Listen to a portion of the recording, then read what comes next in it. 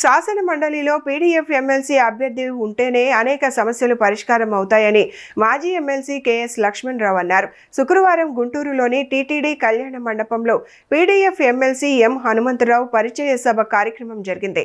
అనంతరం మీడియాతో మాజీ ఎమ్మెల్సీ లక్ష్మణరావు పీడీఎఫ్ ఎమ్మెల్సీ అభ్యర్థి హనుమంతరావు మాట్లాడుతూ కూటమి పాలనలో ప్రభుత్వ కాంట్రాక్ట్ అవుట్సోర్సింగ్ ఉద్యోగులు తీవ్ర ఇబ్బందులు పడుతున్నారని తెలిపారు. ఈ నేపథ్యంలో శాసన మండలిలో ఉద్యోగుల సమస్యలపై మాట్లాడే అభ్యర్థి ఉండాల్సిన అవసరం ఉందన్నారు.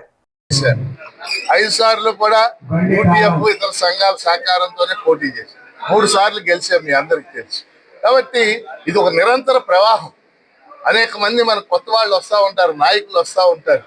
మనం ఎటు తిరిగి ఉద్యమాల్లో కొనసాగుతూనే వచ్చాం. ఎమ్మెల్సీగా ఉన్నా లేకపోయినా ఉద్యమాలకు మన మద్దతు ఉంటుంది, ఉద్యమాల్లో కొనసాగిస్తాం. అందుకని మా యూనియన్స్ అన్ని కూడా హనుమంతరావు గారిని నుంచోబెట్టాలని నిర్ణయించాం. ఖచ్చితంగా ఆయన గెలుపు అందరం కూడా సమైక్యంగా కృషి చేస్తాం. జరిగేటువంటి శాసన మండలి ఉపాధ్యాయ నియోజకవర్గానికి సంబంధించి యూటీఎఫ్ తో పాటు అనేక ఉపాధ్యాయ అధ్యాపక సంఘాలు బలపరిచినటువంటి పీడీఎఫ్ ఉద్యమ అభ్యర్థిగా నేను పోటీ చేస్తా ఉన్నాను. గత 28 సంవత్సరాల నుంచి గుంటూరు జిల్లాలో అనేక ఉపాధ్యాయ సమస్యలు కానీ, విద్యారంగ సమస్యలు కానీ, సిపిఎస్ సాధన కోసం జరిగేటువంటి అనేక పోరాట కార్యక్రమాల్లో ప్రత్యక్షంగా పాల్గొని అనేక ఉత్తర్వులు సాధించినటువంటి ఉంది.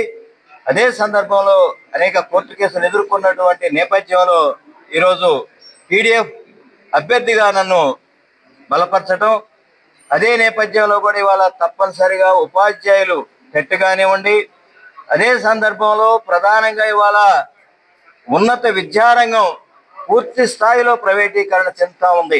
స్కూల్ ఎడ్యుకేషన్లో 10th క్లాస్ పూర్తి చేసినటువంటి ఒక విద్యార్థి ఇంటర్మీడియట్ చదవాలంటే లక్షల రూపాయలు ఖర్చు చేస్తున్నటువంటి నేపథ్యం ఉంది. అందువల్ల 10వ తరగతి పూర్తయిన తర్వాత ఒక విద్యార్థి ఉన్నత విద్య పూర్తి చేయాలంటే ఆ కుటుంబం ఆర్థికంగా నష్టపోతా ఉన్నారు. అందువల్ల ఉన్నత విద్యారంగం కూడా ప్రభుత్వ పర్యవేక్షణలో ఉన్నప్పుడు మాత్రమే ఈ రూపంలో పేద బడుగు బలహీన వర్గాలకి విద్య అందుతుందనేటువంటి పీడీఎఫ్ ఆశయం ఏదైతే ఉందో ఆశయాన్ని తప్పనిసరిగా ముందుకు తీసుకెళ్లేటువంటి ప్రయత్నం చేస్తామని, ఆ రూపంలో కృష్ణా గుంటూరు జిల్లాలో ఉన్నటువంటి ఉద్యమ సంఘాలన్నీ కూడా నాకు మద్దతిస్తామని, రాబోయేటువంటి రోజుల్లో కూడా మరిన్ని ఉపాధ్యాయ సంఘాలు, అధ్యాపక సంఘాలు కూడా మద్దతిస్తా ఉన్నారు.